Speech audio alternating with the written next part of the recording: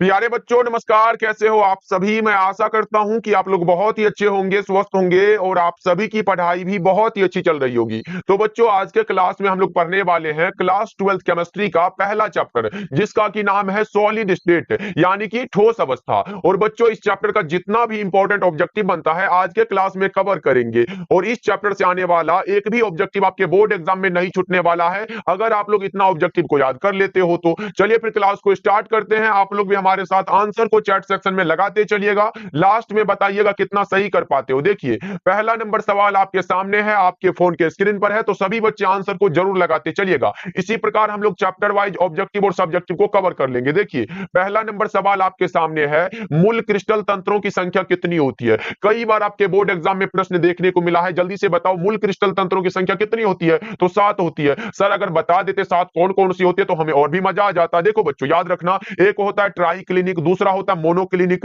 तीसरा होता है ऑर्थोरोम्बिक, चौथा टेट्रागोनल, पांचवा हमारा ट्राइगोनल और ये छठा जो होता है हेक्सागोनल और सातवां क्यूबिक होता है। सातवां बच्चों याद रखना आप सब। चलो आगे बढ़ते हैं। अगला नंबर सवाल देखो बच्चों, इस चैप्टर से जितना भी प्रश्न आपको दिया जा रहा है आप लोग याद करते चलो, एग्जाम में एक भी प्रश्न नहीं छूटने वाला है। देखो दूसरा नंबर सवाल है, घनाकार क्रिस्टल में ब्रेविस जालकों की संख्या कितनी होती है। अगर हमसे क्रिस्टल जालक पूछता तो हम लोग 14 लगाते, लेकिन यहाँ पे घनाकार क्रिस्टल है बच्चों। घनाकार क्रिस्टल में ब्रेविस जालकों की संख्या 3 होती है। कौन कौन सा, एक होता है सरल घनाकार, दूसरा पिंड केंद्रित घनाकार और तीसरा फलक केंद्रित घनाकार। इसलिए हमारा 2 नंबर सवाल का जवाब ए हो जाएगा। चलो आगे बढ़ते हैं तीसरा नंबर सवाल की ओर। ये रहा प्रश्न हमारे सामने, निम्नलिखित में कौन अक्रिस्टलीय ठोस पदार्थ है। Which of the following is an amorphous solid. बच्चों कौन सा हो जाएगा, जल्दी से आप लोग बता दो कौन सा होगा बच्चों। क्वार्ट्ज ग्लास, जिसे हम लोग क्या SiO2 कहते हैं ना, ये फॉर्मूला है, इसे भी आप लोग याद रख सकते हो। राइट आंसर हमारा ऑप्शन नंबर सी हो जाएगा। चलो आगे बढ़ते हैं, चौथा नंबर सवाल का जवाब जल्दी से लगा दो चैट सेक्शन में।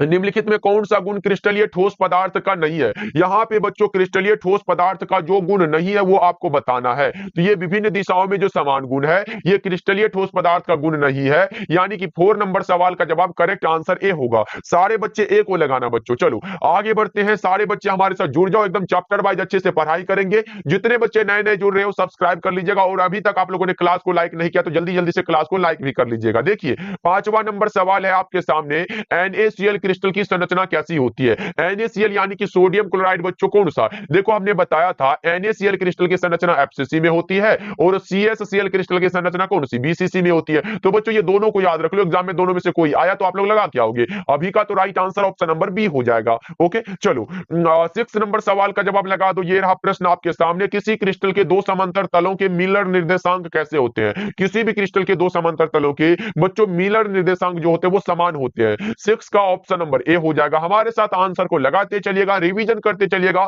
अगर आप लोग इस चैप्टर को पढ़ चुके हो तो ऑब्जेक्टिव में भाई गलती आप लोग नहीं करोगे। देखो 7 नंबर सवाल का जवाब जल्दी से बताओ। इस क्लास यानी कि इस चैप्टर से ऑब्जेक्टिव के बाद हमारा दूसरा क्लास इसका सब्जेक्टिव होगा। चैप्टर वाइज ऑब्जेक्टिव और सब्जेक्टिव पूरे के पूरे को हम लोग करेंगे। देखो किसी धातु की षष्ठभुजीय सीमित पैकिंग संरचना में धातु की कोऑर्डिनेशन नंबर कितनी होती है, यानी कि बच्चों समन्वय संख्या कितनी होती है। हमने क्या बताया था बच्चों, अगर HCP है, ये हमारा क्या है HCP संरचना में पूछा है, अगर हमारा परमाणु संख्या पूछता तो 6 लगाते, कोऑर्डिनेशन नंबर 12 लगाते, यानी कि हमारा कोऑर्डिनेशन नंबर है तो 12 लगाएंगे। 7 नंबर सवाल का जवाब ऑप्शन नंबर डी हो जाएगा। ओके चलो जितना अलग से बताएंगे उतना को भी याद रखोगे बच्चों। 8 नंबर सवाल देखो, किस प्रकार के क्रिस्टल में ब्रेविस जालकों की संख्या सबसे अधिक होती है। आर्थोरोम्बिक में। ऑप्शन नंबर सी बिल्कुल करेक्ट हो जाएगा। चलो 9 नंबर सवाल का जवाब बताओ, पिंड केंद्रित घनाकार इकाई सेल में परमाणुओं की संख्या कितनी होती है। पिंड केंद्रित बच्चों body centred cubic unit cell में पूछा गया है। BCC में परमाणु की संख्या पूछे तो हम 2 लगाते हैं, अगर हमसे कोऑर्डिनेशन नंबर पूछे तो 8 लगाते हैं। अब देखो परमाणु की संख्या 2 लगाएंगे, 9 का ए होगा।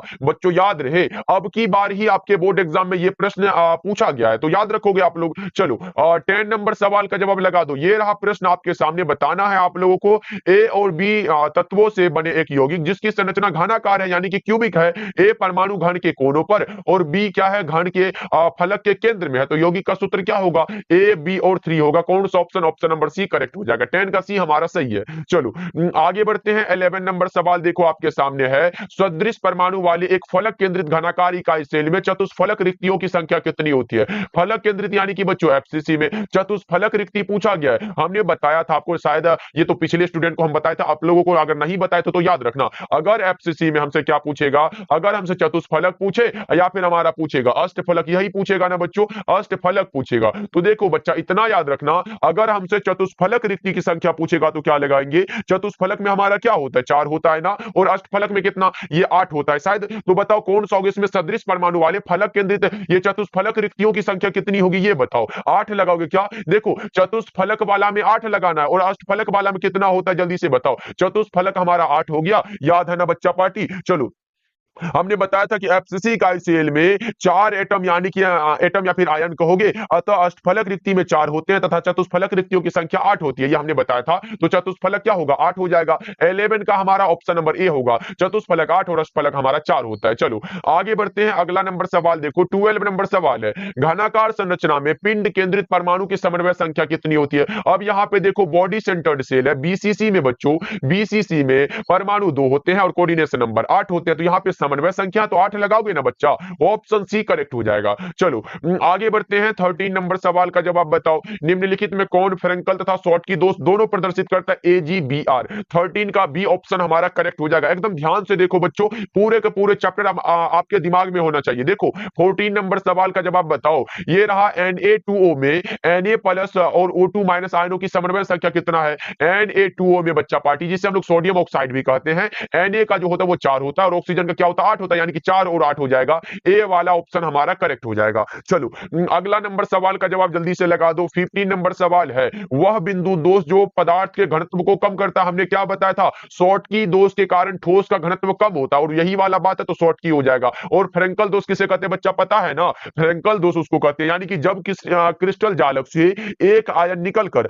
क्रिस्टल जालक के किसी अंतराली स्थान में ही फंस जाता है, उसी प्रकार हमें उसे क्या कहते हैं, फ्रेंकल दोष कहते हैं। चलो आगे बढ़ते हैं, 16 नंबर सवाल का जवाब लगाओ आप लोग, ये रहा, कांच किसका उदाहरण होता है, कांच एक और क्रिस्टलीय ठोस है, अमरफस सॉलिड है, नॉन क्रिस्टलाइन सॉलिड भी बोलते हैं, करेक्ट आंसर बी हो जाएगा। चलो आगे बढ़ते हैं, 17 नंबर सवाल देखो, क्रिस्टल होते हैं भैया, क्रिस्टल तो 4 प्रकार के होते हैं, कौन कौन सा, आयनिक क्रिस्टल, सहसंयोजक क्रिस्टल, आणविक क्रिस्टल और धातुई क्रिस्टल। ओके बच्चों, ये भी समझते चलना है कितने प्रकार के होते हैं, कौन कौन से होते हैं। देखो 18 नंबर सवाल है, बेरवादार ठोस पदार्थ का उदाहरण है, बेरवादार यानी कि बच्चों क्रिस्टलीय ठोस पूछा गया है, कांच तो है सर बिल्कुल, रबर भी है, प्लास्टिक होता वो भी लगाते, उच्च अनुभार वाले बहुलक भी है, इनमें से सभी ये सारा का सारा क्या है बच्चों, नॉन क्रिस्टलाइन सॉलिड है, अमरफस सॉलिड जिसे कहते हैं, वोलेटाइल सॉलिड जिसे कहते हो। राइट आंसर हमारा ऑप्शन नंबर डी हो जाएगा। चलो आगे बढ़ते हैं, 19 नंबर सवाल देखो, अब यहां पे है क्रिस्टलीय ठोस पदार्थ का कौन सा उदाहरण है, क्रिस्टल पूछा गया, हीरा है, ग्रेफाइट है, नमक है, ये सारा का सारा तो हमारा क्रिस्टल ही तो है। राइट आंसर हमारा ऑप्शन नंबर डी हो जाएगा। बच्चा पार्टी समझ में आ रहा है ना, तो क्लास को एक बार सारे बच्चे लाइक भी करते चलना, क्योंकि इंपॉर्टेंट क्लास है ना। देखो 20 नंबर सवाल है, निम्नलिखित में कौन रवादार ठोस नहीं है। अब यहां पे देखो, ये अब की बार का क्वेश्चन है बच्चों, हमने बताया ना 4 से 5 ऑब्जेक्टिव अब की बार इस चैप्टर से देखने को मिला है। देखो रवादार ठोस नहीं है, तो रवादार ठोस कौन सा नहीं है, रवादार मतलब कौन सा, ओ क्रिस्टल पूछा गया, नहीं है तो ओ क्रिस्टल होगा, यानी कि ग्लास हो जाएगा। 20 नंबर सवाल का जवाब सी हो जाएगा हमारा। चलो 21 नंबर सवाल का जवाब बताओ, एक क्रिस्टल में कितने प्रकार के ब्रेविस जालक संभव है। एक क्रिस्टल में बच्चों ये 14 होते हैं, ये भी एग्जाम में अब की बार ही पूछा गया है, तो याद रखना 21 का डी हो जाएगा। चलो आगे बढ़ते हैं, अगला नंबर सवाल देखो, क्रिस्टलीय ठोस को अन्य किस नाम से जाना जाता है, ये इंपॉर्टेंट है, आप लोग जल्दी से लगाओ, क्रिस्टलीय ठोस को और किस नाम से हम लोग जानते हैं। इसे हम लोग रवादार ठोस कहते हैं, बिल्कुल कहते हैं सर। इसे हम लोग वास्तविक ठोस कहते हैं, ये भी कहते हैं, यानी कि ए और बी दोनों हमारा क्या है, बिल्कुल सही है, क्योंकि आभासी ठोस हमें क्या कहते हैं बच्चों, ये अक्रिस्टलीय ठोस को कहते हैं, तो ये तो नहीं होने वाला, हमारा करेक्ट आंसर ए और बी दोनों है।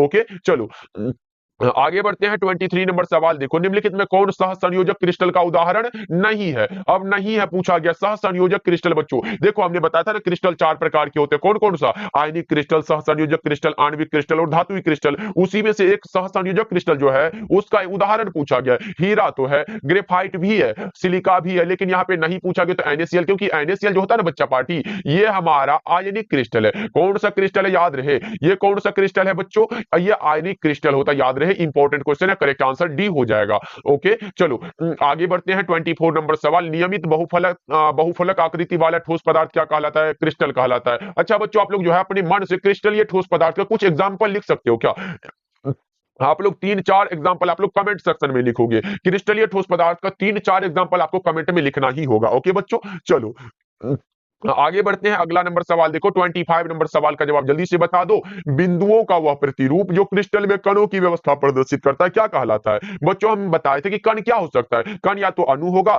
परमाणु होगा, या तो आयन होगा, ये तीन ही हो सकता है। तो अब बताओ, बिंदुओं का वह प्रतिरूप जो क्रिस्टल में कणों की व्यवस्था को प्रदर्शित करता है वो क्या होता है? उसे हम लोग आकाशीय जालक कहते हैं। कैसा जालक बच्चों? आकाशीय जालक, जिसे हम लोग स्पेस लैटिस कहते हैं। 25 का बी ऑप्शन हमारा करेक्ट हो जाएगा। ओके चलो, आगे बढ़ते हैं, 26 नंबर सवाल का जवाब लगा दो आप लोग। 26 नंबर सवाल है, इकाई सेल कितने प्रकार के होते हैं बच्चों? जल्दी से बता दो कि इकाई सेल, जिसे हम लोग यूनिट सेल बोलते हैं, वो कितने प्रकार के होते हैं? तीन प्रकार के। एक हमारा होता है कौन कौन सा? सरल सेल होता है, पिंड केंद्रित सेल होता है, और फलक केंद्रित सेल होता है। कौन सा होगा सर? ऑप्शन नंबर बी होगा। इसे ही ना हम लोग एससी लिखते हैं, बीसीसी लिखते हैं, उसके बाद एफसीसी लिखते हैं। बच्चा याद है कि नहीं, या फिर भूल जाते हो? ये सब लिखते हो ना, जिसमें कि हमने एससी के लिए परमाणु संख्या 1 और कोऑर्डिनेशन नंबर 6 बताया, बीसीसी के लिए परमाणु संख्या 2 और कोऑर्डिनेशन नंबर 8 बताया, एफसीसी के लिए परमाणु संख्या 4 और कोऑर्डिनेशन नंबर 12 बताया। तो बच्चों इतना को याद रख लो, क्योंकि आएगा तो छोड़ के नहीं आओगे, क्योंकि भाई आप लोग विद्या आनंद के स्टूडेंट हो, आप लोगों का ऑब्जेक्टिव तो भाई गलत नहीं होना चाहिए, लेकिन अब की बार से सब्जेक्टिव भी गलत एक बार भी नहीं होगा, क्योंकि हम दोनों चीज अब की बार से पढ़ाने वाले हैं। देखो, सरल घनाकार इकाई सेल में परमाणुओं की संख्या कितनी होती है? सरल घनाकार है बच्चों।